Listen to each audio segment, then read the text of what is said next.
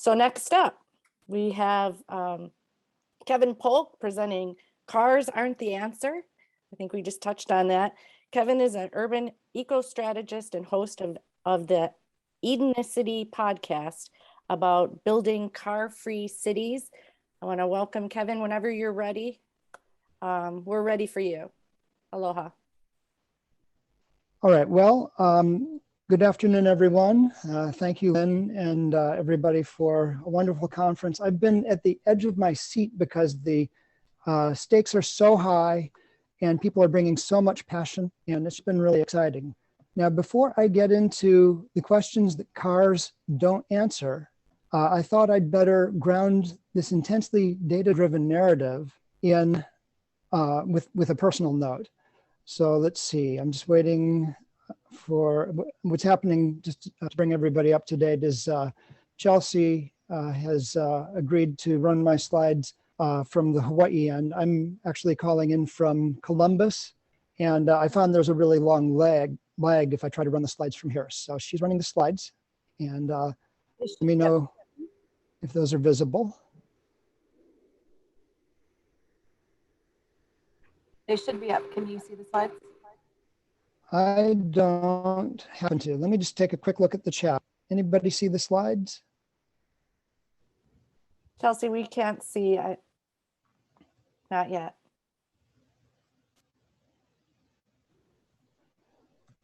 If worse comes to worse, I can try to share my screen. Oh, here we go. Fantastic. Yeah, okay. So before I get into the questions that cars don't answer, I thought I'd better start on a personal note. Next. Next slide, please.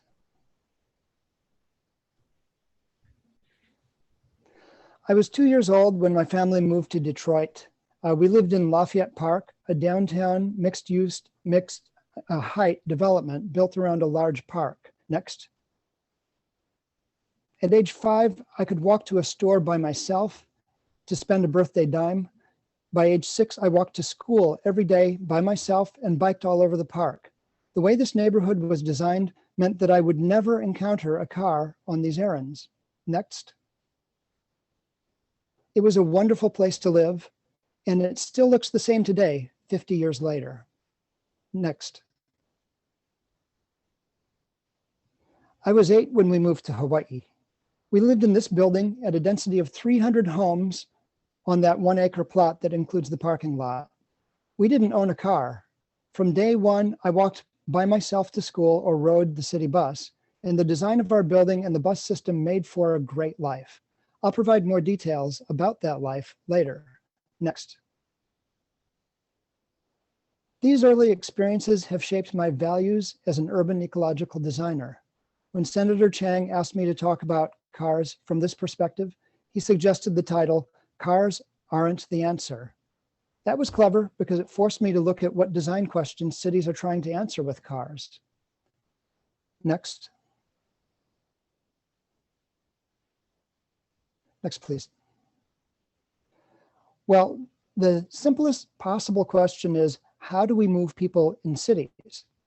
But you may well wonder, why should we even ask this question at all? I mean, isn't it too late? Aren't cities already designed for cars? And given how dependent we are on cars, given how much we value our cars and even identify ourselves by the car we drive, aren't cities and developers and planning organizations already locked into accommodating the world's most popular mode of transportation? Next. Oh, sorry. Yeah, let's stick with this slide here. So let's go back a slide. Well, consider this. The United Nations forecasts that the world's urban population will grow by more than 2 billion people over the next 30 years. That's over 200,000 more people every day. That's an urban Honolulu every 2 days, an Oahu or a Columbus, Ohio, where I live, every 5 days, and a Singapore every month. Climate change is projected to displace billions of people from their homes over the next 3 decades. This population does overlap the urbanization forecast, but we're also seeing large numbers of people fleeing affluent urban areas of the West Coast of the United States due to wildfires and settling elsewhere. This is ramping up housing demand here in the Midwest. Even neglecting these trends, over the next 3 decades, we'll still need to replace about 1/3 of existing urban homes, just as they naturally age out. We'll need to rebuild virtually every roadway through routine maintenance, and we'll have to replace our cars 2.5 times given their 12-year lifespan. So we're going to see a really huge amount of construction and reconstruction over the next 3 decades. Doesn't it make sense to take a critical look at whether cars meet our needs, have ever met our needs in light of new technology, and ask whether we could do something better? Next, please. I will focus on the United States because that's where we are and because our car-dependent model of development contains many cautionary lessons for the world. Our 2 design criteria are access, of course, and quality of life. In order to inform our choices, I'll be paying close attention to the full economic costs of cars, including impacts on social equity and the externalized and opportunity costs of cars. Next. This is important because if you consider cars only from the standpoint of access, they clearly outshine other modes of transportation. Makes sense, right? US cities are designed for cars. The other modes are mere afterthoughts. For example, what do we usually call urban walkways? You guessed it, sidewalks.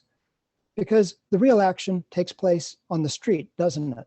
Bike lanes are still too rare and often end abruptly in traffic. Safe bike lanes are a really new concept in the United States. Next.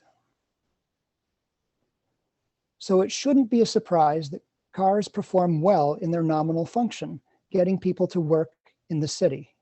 Most people don't like to spend more than about 15 minutes commuting to work. If we're close enough to walk comfortably in that time, we'll do it. Some of us will spend a bit more time on a bike. For longer distances, we'll almost always drive, if we can afford it.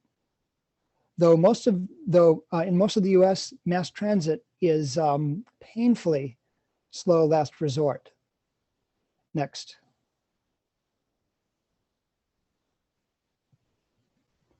Hunting for parking in a city can consume a lot of time, the equivalent of 2 workdays per year on average in the US, and more than a work week in the UK and Germany. In New York City, it's 2.5 work weeks, more than the amount of vacation most of us get in the States. In addition, the cost of paying for parking varies enormously within and among cities. In New York, it averages over $5,000 a year. Next.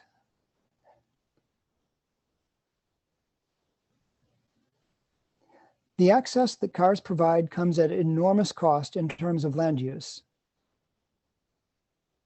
Next. A very detailed land study from the Victoria Transportation Policy Institute concluded that roads and parking spaces use up to 20 to 50% of the land in cities. This is an underestimate of the total impact of cars because car sales and service industries occupy a lot of land. So do the architectural responses to streets and parking. Next. Here's what I mean. This is a street very near where I live in Columbus, Ohio.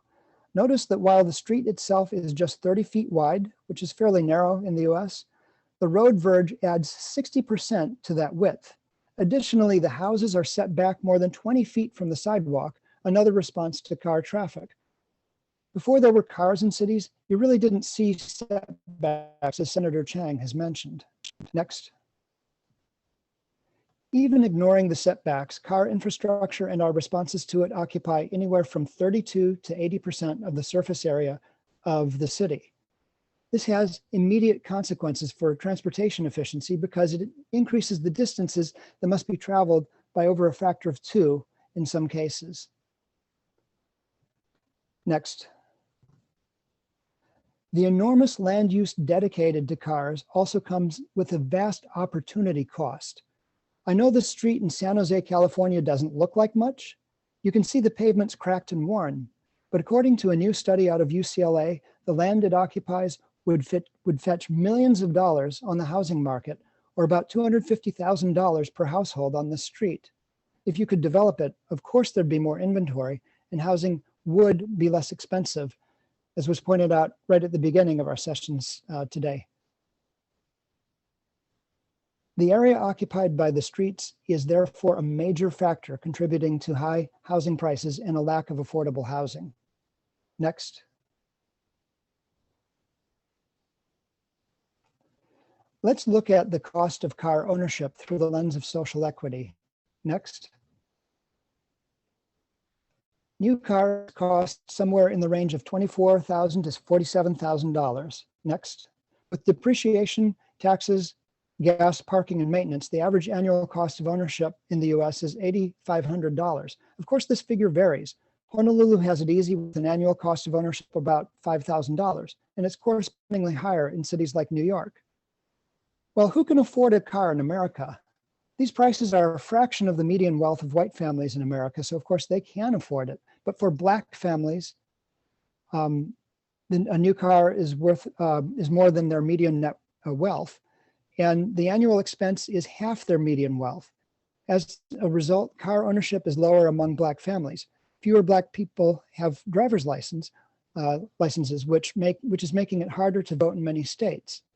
This is just one way that cars intensify inequality and disenfranchisement. Next. Now, you might wonder, why are Black families so much poorer than white families on average in the US? Well, of course, it's racism, which subtly shapes our institutions. Next. In this case, it was US policy drafted in the 1930s. When the government started guaranteeing mortgages, it mapped cities by supposed lending risk. The Black enclaves were redlined, meaning people in these areas couldn't get loans. Next. Sorry, we're going to actually stay on the slide. This locked generations of Black families out of the single most important vehicle for accumulating generational wealth in US history. Redline neighborhoods were vulnerable when cities put in new highways. Okay, yes, sorry, Chelsea. Yeah, there we go. They had fewer resources to mount a legal fight, so houses were demolished, highways went in, and families had their communities literally torn to bits. Again, cars and their infrastructure deepen the harms of inequality. Next. Just to give you a sense of costs of prioritizing car infrastructure, Portland, Oregon has 4,842 lane miles of streets. It has only 300 miles of bikeways. Those 300 miles cost about $60 million to build. That's the same as 1 mile of 4-lane highway. Yes, even bike-friendly Portland has 16 times more roads than bikeways, and the roads cost hundreds of times more per mile. Next, please. So much for access. Let's talk about quality of life. Modern cities are noisy. It's a major aggravation, and most of it comes from cars. Yeah, we can go forward to the noise slide.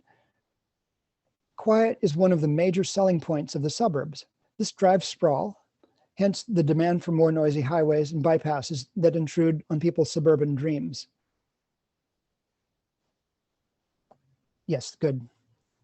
In many places, we are now in our second, third, or fourth generation of children growing up being chauffeured to and from school, soccer practice, play dates, and the mall by their parents. They live in a bubble that profoundly inhibits their social development. As I mentioned before, I was lucky enough to grow up in a place that gave me more freedom. I rode the city bus to school, to soccer practice, to shops, to friends' homes, even to the dentist on my own. I made friends at school, on the bus, on the streets, and the pool deck of the building where I lived, and we planned and scheduled our own play dates and sports matches. Wherever we went, random adults would notice our every misdeed or good deed and loudly call us out. This was our life, every day, for thousands of days, the whole time we were growing up. It shaped our character. It gave us a visceral sense of public life and everyday civics. It built our confidence in dealing with all kinds of people. It gave us an internal compass of punctuality, all of which now falls to car-bound parents to somehow conjure out of thin air for their children.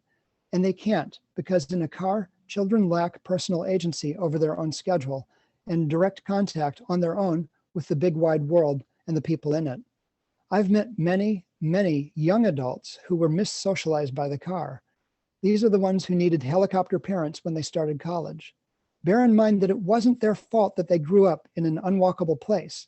As leaders, as planners, as designers, And maybe as parents, it's our fault for letting this continue to happen. Next, please. Unwalkable neighborhoods tend to isolate people. The public health term for this is severance, and it's deadly, leading to as much as a 4-fold increase in mortality compared to walkable places. When people can't reach each other, they can't help each other during disasters or times of personal need. Next. We're all too familiar with the most shocking externalized cost of cars, the horrific death and injury toll from car crashes. It's like every country is fighting a protracted war in traffic every year. According to the American Association for the Surgery of Trauma, car crashes account for more than 3/4 of all trauma cases. In Columbus, Los Angeles, and countless other places, it feels like a war at rush hour. Chances are everyone on this call knows someone who died or was seriously injured in traffic, probably several people. Next, please. But there's a hidden toll that's much worse. For everyone you know who died or was injured in a car crash, you probably know 2, 3, or 4 more who were killed or sickened by chronic disease due to cars. We're talking about cardiovascular disease, cancer, and diabetes. The first cause is obvious, air pollution from car exhausts. You know, when we have Kona weather in Hawaii, don't call it fog, not all the time. A lot of the time it's car exhausts. Next, please. The subtler and far deadlier cause of chronic disease due to cars is inactivity. That's the giant opportunity cost of relying on cars to move people around in cities. We miss out on the exercise benefits of active transportation, walking or bicycling. This hidden cost is 2.4 times worse than crashes and probably dominates our health spending. Next, please. Finally, let's talk about the environmental toll of cars. This is probably what you expected me to spend the most time on, isn't it? But generations of famous activists, from Jimmy Carter to Al Gore to Greta Thunberg, have already spent decades guilt-tripping us about cars. Cars are responsible for 15% of the CO2 that's causing climate change. Their manufacture and disposal destroys habitats. So do streets and roads. Roadways not only encroach on habitats directly, they fracture habitats into areas too small for many species to remain viable, especially climax trees that are adapted to thrive in thick forests. Habitat destruction is actually a greater contributor to mass extinction than climate change. And notice that the guilt trips didn't work. The pandemic aside, we drive more than ever. We can't help it. Our cities and the spaces between them are all designed for cars. Next, please. I could go on. I'm looking at the formatting on this slide. I could go on, but you get the idea. The cars are not the answer for all the reasons summarized on this slide, which was once very tidily formatted. The top 2 rows are yellow. This reflects how commuting, parking, noise, and missocialization are the highly visible, mostly qualitative things that we tolerate, only in the absence of better alternatives. The red items are extremely costly in terms of land use, the forces that amplify inequality, and direct damage to our well-being and the environment. This is an extremely bad report card. Cars as a design system to move people in cities earn 4 C's and 6 F's due mainly to their externalized opportunity costs, their externalized and opportunity costs. Can we do better? Next. Well, couldn't we just make better cars? What's the report card of self-driving electric vehicles? There's a lot we don't know about them yet because they're still being invented for mass consumption. So I'll give them the benefit of the doubt.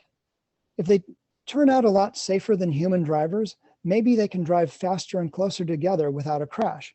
That would make the commute faster. But when you arrive at your destination, what's to keep them from simply going back on the road without a passenger? That would make parking a big win, of course, but it would also double the number of cars on the road. So the jury's out about whether these vehicles will make your commute any faster. There's nothing about EVs that would reduce the cost and inequities built into the land use, consumer cost, and infrastructure cost. Most automotive noise is simply rolling noise from the tires. So there's really no change in the noise impact, It might even be worse if these cars go faster than today's cars. We still have problems with missocialization, though probably a little bit less with severance. The health toll. No exhaust, no crashes, no problem, right? Well, not really. Remember, the biggest cause of death was inactivity. So health-wise, even perfectly crash-proof EVs with no exhaust pipes still get a big fat F. As for the environment, they don't contribute as much atmospheric carbon, but the road infrastructure still does enormous damage. I'll be generous and give EVs a C for the environment. That's still 4 Fs out of 10 and too many Cs. Still not a passing grade. Next, please.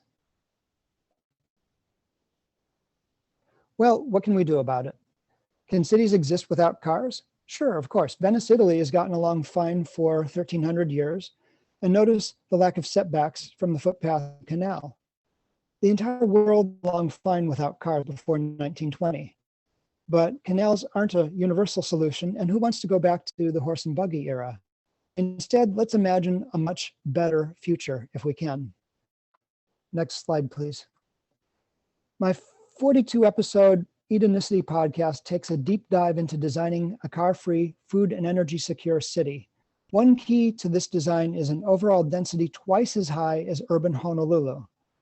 The transportation design has 3 parts: footpaths accounting for 2.4% of the land use, underground point-to-point loop transit with 0 street presence, and solar sheltered bikeways at 1.3%. Edenicity grows all its food on site, so its density is about 8 homes per acre. When I reran the numbers for 1,000 homes per acre, the footpaths and bikeways got bigger, but still much smaller than the car infrastructure, than it would need to be to support car infrastructure. Next slide, please. I did a full energy accounting, and walking is 10 times more energy efficient than driving. I basically counted up the calories in an apple and compared how far you could go on that energy to how far you can go with gas. So yeah, I mean, basically, walking is 10 times more efficient. Given the land use figures for cars and streets that I discussed earlier, this design can double to quadruple urban density with no additional crowding. But without cars, it could accommodate much higher densities with far less noise, pollution, and runoff than roadways generate in cities today. At higher densities, even emergency services don't need to go as fast to provide the same level of service that they do in today's cities. For example, to provide the same response time at 1,000 homes per acre that we have in Honolulu today at 4 homes per acre, an ambulance would not have to go faster than a brisk walk. This could be provided by a stretcher or an electric runabout. Next slide, please. Cities should really reconsider underground transit in light of modern technology. Elon Musk's Boring company can put in transit tunnels for about $10 million a mile, a tiny fraction of what tunnels used to cost. These can be put in without disturbing pre-existing surface infrastructure. Self-driving electric pods don't have to cope with weather or pedestrians, so they should be able to offer extreme safety and speed with point-to-point navigation. At least that's the goal. Next. Here's where it stands today. This is the Las Vegas Convention Center loop system.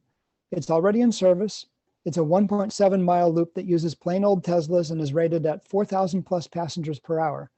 The tunnels are long enough for these cars to accelerate to 60 miles an hour, but the fire department has limited their speed to 40 for now. The point of this is that you're reusing vehicles many times per hour at higher ridership per vehicle than private cars. This can reduce the number of vehicles required to service everyone in the city by a factor of over 100. The tunnel lengths are short, their lane capacities are high due to automation, so the overall system expense is very low compared with surface streets.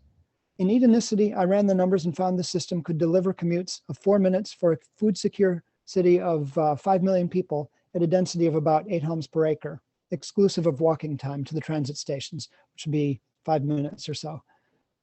Obviously, this could be faster for a much higher density city. At 1,000 homes per acre, loop transit could offer almost elevator-like service point to point. Depending on utilization and pod size, it could be 10 to 35 times more energy efficient than a car, or 1 to 3.5 times as efficient as walking. Next slide, please. In Edenicity, I spoke about making bicycling an all-weather solution. Simple, right? Just cover your bike paths to provide shelter. Building a shelter over a bike path nearly doubles its cost per kilometer. But remember, that cost was 300 times less per kilometer than a highway. So let's go ahead and double it to pay for the shelter. Now triple that number again, and you can include solar photovoltaic panels on the roof, plus battery storage at today's prices. That would power 1,500 high-efficiency homes per kilometer of bikeway, all for 50 times less money than a highway. By the way, bikes are 28 times more energy efficient than cars, 3 times faster than walking, and 3 times more efficient than walking. Bikeways are at least 8 times more space efficient than roads at the same level of service.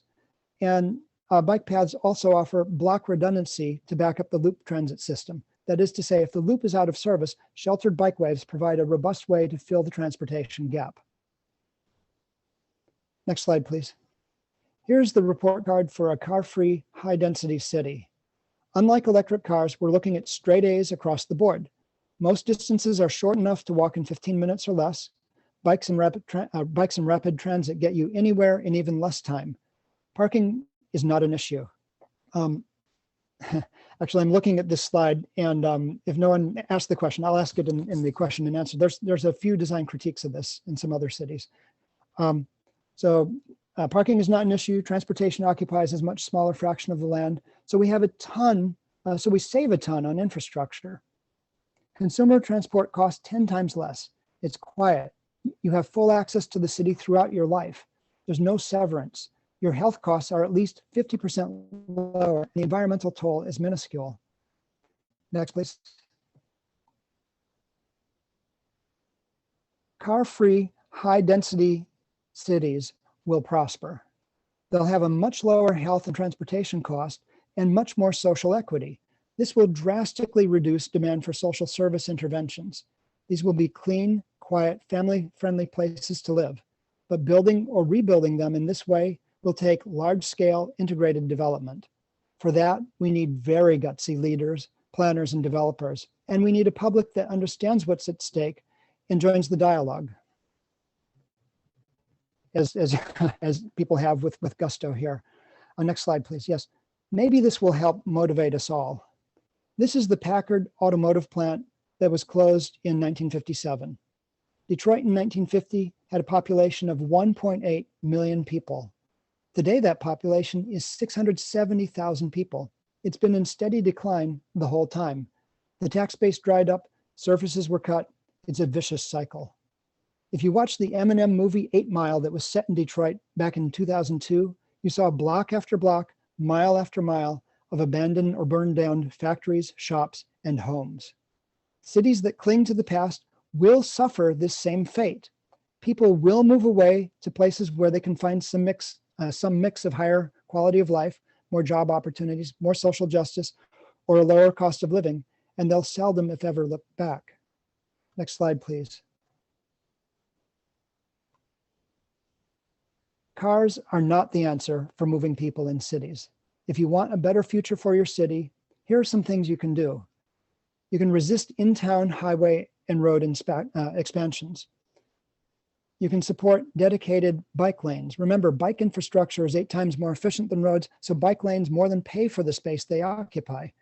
You can support innovative rapid public transit, such as Underground Loop. And most of all, you can support high-density mixed-use projects, such as apartments over shops. And yes, I mean in your neighborhood or in ultra-high-density developments, such as Aloha Housing. Because cars are not the answer. High-density, walkable mixed development, and a fresh look at rapid transit is the answer to moving people quickly in cities with a high quality of life for all. Thank you. Next, please. And another quick shout out to Chelsea for all her help with the slides. Believe me, it was much more challenging trying to run it from here. Right on, Kevin. Thank you so much. And yes, Chelsea, you're a rock star. So yeah, I think that we've got some time for some questions. Evan, are there questions for Kevin? Hey, Lynn, yes, there are. Thanks. And thanks to you, Kevin, for that great presentation. The first question, basically just wondering, it seems that one of the big barriers to making this car-free city viable is the long process it takes to prep a city to be car-free. All right, so how long do you think that process would take for a city like Honolulu to actually be able to, be ready for people to get rid of their cars and embrace a full car-free life? That's a great question. That's something that I lose sleep over all the time. It's it's a big tough problem that I don't have a really great answer for either. But let me give you my best shot, my best try at an answer for that. My belief is that it's a matter of the status quo becoming increasingly intolerable and people starting to see better alternatives elsewhere. That point that I made about people moving to greener pastures or to places where you have the 4 rules of high density in place, I think is very real. And when people start to see that in their city, when they see people moving to their city for that reason, it will build a consensus and build support for these kinds of changes. And then it can happen very fast. I mean, we don't only move fast in a time of war. We move fast at a time of great enthusiasm. I mean, we've adopted all kinds of technologies, smartphones and electric cars in a surprisingly short amount of time. So it's and it's all still happening. So I think it's just a matter of the large-scale forces at work that I described playing themselves out, and people were starting to wake up to them, in their daily lives. It'll become impossible to ignore them, and taking action. And I think it'll happen relatively fast as people begin to see it. Awesome. We have another attendee asking, do your ideas apply just to cars, or do mopeds and motorcycles, are those also not included in this car-free city? Right. Okay. So that's gonna, I basically had not pictured high-speed motorized vehicles. You might have some electric assist, you might have some mobility devices, but I had not really pictured people recreationally riding around on shared streets. Now, there might be recreational areas. That would certainly be something that people could design in, but it would not be a way that people experience city life. And as somebody who spends time occasionally visiting family in Makiki, I'm sure the mopeds are exciting, but man, they do wake a person up. So it's a matter of design and communication, and people really getting straight what they want in the city and making that happen. Yeah, as a resident of Makiki, I very much agree that it wakes people up in the middle of the night. Another question we have, so it may be more viable in big cities or downtown areas like Honolulu to turn into a car-free area. Do you believe it's realistic to convert already existing single-family neighborhoods into car-free neighborhoods as well? Yeah, let's see. So I think the very short answer is Senator Chang has given us 4 rules of density. I would guess at this point that those also apply to car-free. I'd have to give it a little bit more thought, but at first brush, I would say that they do apply to car-free. So if you were to develop single-family neighborhoods, really the name of that game is infill development. So granny flats, and if you're going to start changing the streets, you're going to be adding homes to that footprint, and that needs to be done obviously with full participation of all stakeholders throughout the process.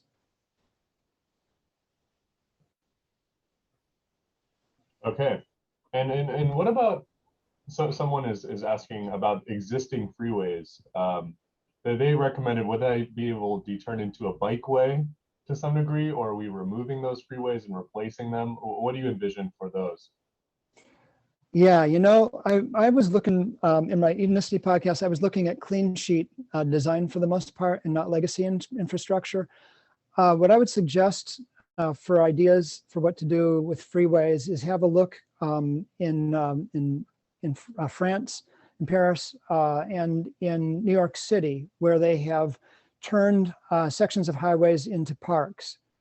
And they have pedestrian and bicycle components to that, but they're also growing, they're also growing large gardens and creating large public spaces. It's a very interesting problem, dealing with legacy infrastructure in a way that's truly sustainable and culturally sensitive. I mean, that goes pretty deep. But highways, yeah, I mean, it took a lot of effort to put them up. I'd hate to just knock them down. So I'd look to New York City.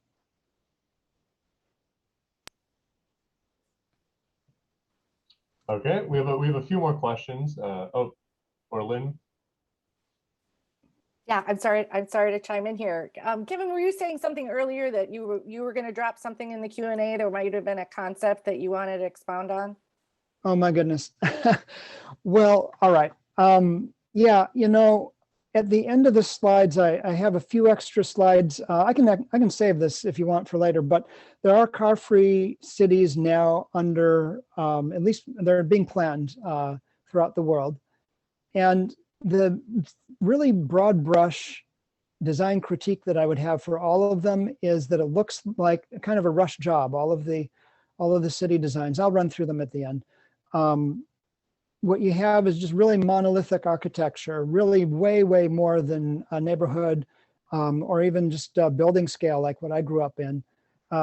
Very large constructions that don't have a whole lot of, they don't have a lot of variety to them. And they also have walkways that go on for kilometers between from point to point in these cities. So they seem to make the same mistake that Cabossier and others have made, making cities where you have much too much open space. And so they're conflating green cities with open space and overdoing it on the open space. And I'm seeing that again and again with car-free developments. The other thing that I'm seeing a lot of is people not trying to meet some of their food needs, dealing with water responsibly, dealing with energy generation on site in their designs. Well, that's not entirely fair. One or two of them do, but places like cul-de-sac in Arizona, it's just straight housing. So yeah, I mean, so we have a lot of work to do with this concept, although it is good to see a lot of car-free cities, at least in the planning stages. And I'll run a gallery right at the end. Yeah, thanks. We've got a few minutes till our next presentation at 1:30. So if you wanna share. Sure, yeah, let's do it. It'll just right. take a couple of minutes.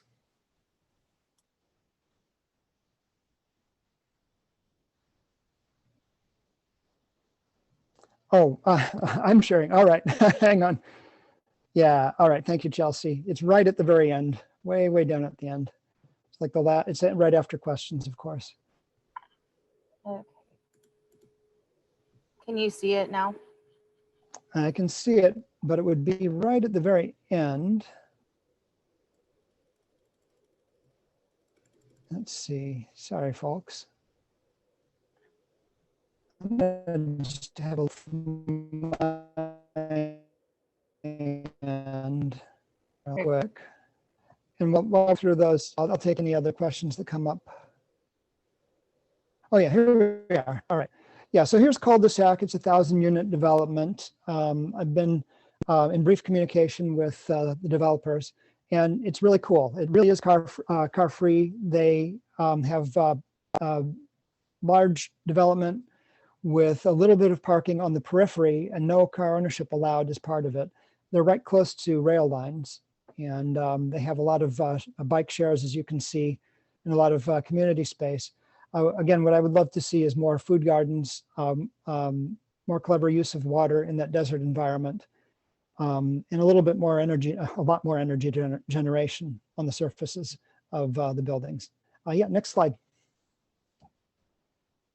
So this is Merwede in Utrecht, the Netherlands, and 12,000 person development, and they're gung ho. They're really going for it. Now the thing that really caught my eye is this really long pedestrian promenade with no shelter, and it seemed very sterile and very straight. And, you know, it just seemed like they need to develop that concept I would think with just a lot more community input, you know, get your elder gardeners. I mean, Hawaii is blessed with the kapuna, you know, you know, I would hope they would have some equivalent. All right, so on to the next one. Tenga in Singapore, this is 42,000 units. They're going for it. Now, this one and the next couple are car almost free.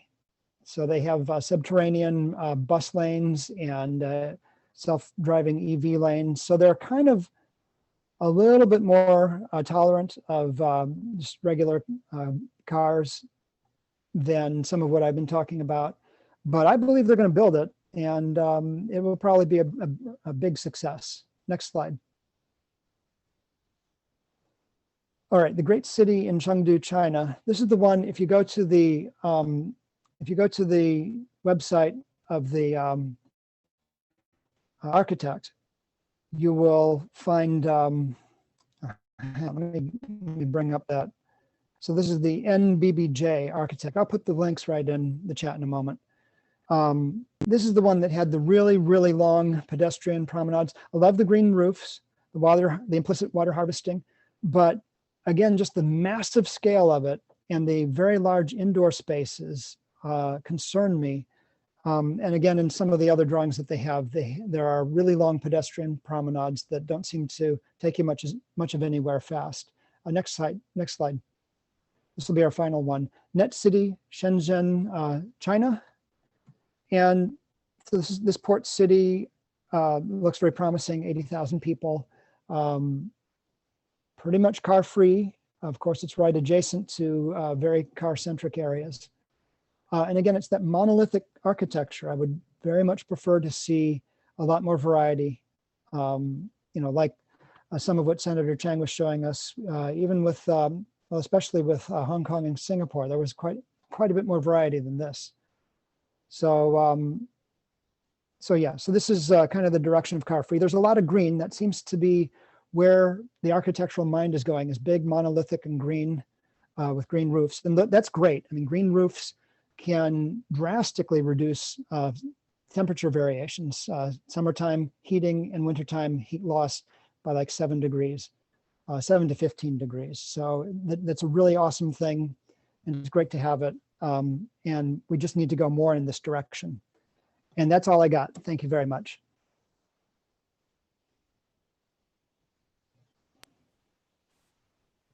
Thanks, Kevin. It was great to see that, you know, thanks for giving us some examples. It is happening and it can happen. Evan, I think we have one more question. No? Yeah, we can read the last question from the Q&A. So someone is asking, well, why do you believe it is so difficult and that there's so much resistance for people to imagine a life without a car? Person says there are a lot of excuses about why people would need a car. For example, if you have a large family or if you want to get access to what you want when you want it. Sure. So as a car light or car free advocate, how would you counter some of these arguments when in discussion with your friends or family? I would just start with the lifestyle choices in toll. Active transportation can cut basically your medical visits and expenses in half. So if you want a healthier family, you need to really look at how you're living, you know, and it's not just, you know, eating more kale or what have you. It's relying a lot less on cars. So going car free or car light is good for your family and will give you more generations with your family.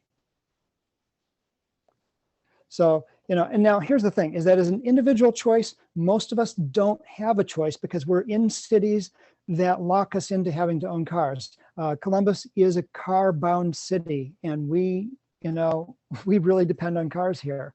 So it's not like a lot of us have choice. But as these options start to open up throughout the world, I think people and employers will start to see that the quality of life, I mean, just as a starting point, if you have employees that are sick half as often or less, they're calling in sick a lot less and probably a lot more productive. So that's a good reason to relocate to a car-free a car-free city.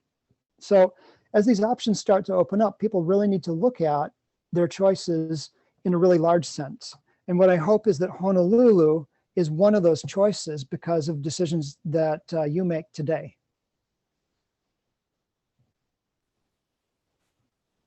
Fantastic. Kevin, thank you so much. We so appreciate you being here. And thank you everyone for your thoughtful